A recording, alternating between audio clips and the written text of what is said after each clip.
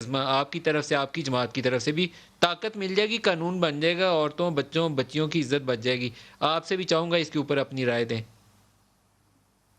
میں بات پوری اس وقت نہیں کر پا رہی تھی جو میں اب بھی کرنا چاہتی ہوں۔ میں بالکل لیٹر لکھنے کو تیار ہوں، لیکن اس سے پہلے وزیر اعظم کے کانسیپٹس کلیئر ہونے چاہیے، جس کا بہت ساری باتوں کا اظہار جو ہے وہ طاہرہ آپا نے کر دیا ہے۔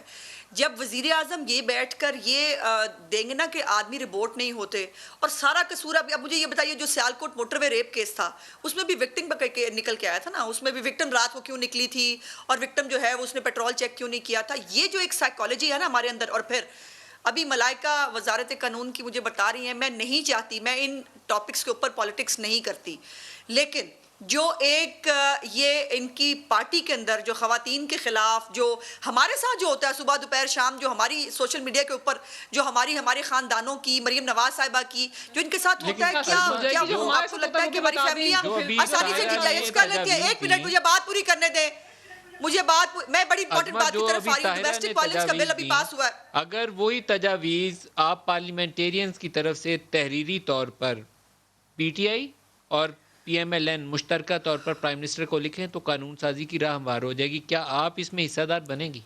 نہیں، دیکھیے قانون سازی تو ہے آلریڈی، ابھی میں وہی بات بتانا چاہیے تھی جس کے اوپر پتہ نہیں پرائم منسٹر کا نام آتے ہی اچھل کیوں جاتے ہیں۔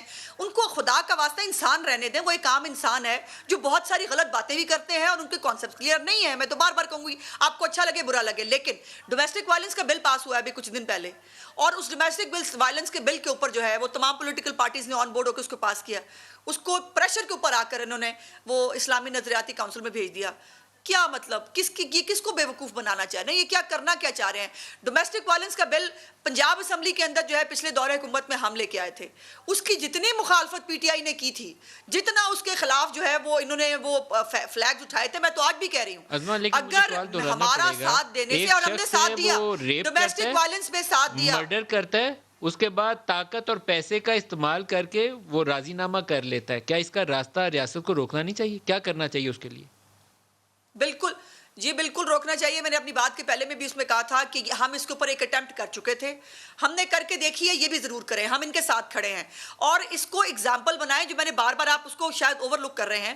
ڈومیسٹک وائلنس کا بل پورے پارلیمنٹ نے جو ہے وہ یونانیمسلی پاس کیا ہے، ندیم ملک صاحب، اور یونانیمسلی پاس ہونے کا مطلب یہ ہے کہ تمام پولیٹیکل پارٹیز آن بورڈ ہیں۔ اس کے بعد حکومت اپنے پیروں پہ کھڑی کیوں نہیں ہوتی؟ باقی چیزوں پر تو پیروں پہ کھڑے ہو جاتے ہیں۔ یہ بھاشن یہاں آ کے نہ دیں، اس کو امپلیمنٹ کر کے دکھائیں، اور جہاں امپلیمنٹ کرنے میں ان کو پرابلم ہوگی میں ان کے ساتھ کھڑی ہوں گی۔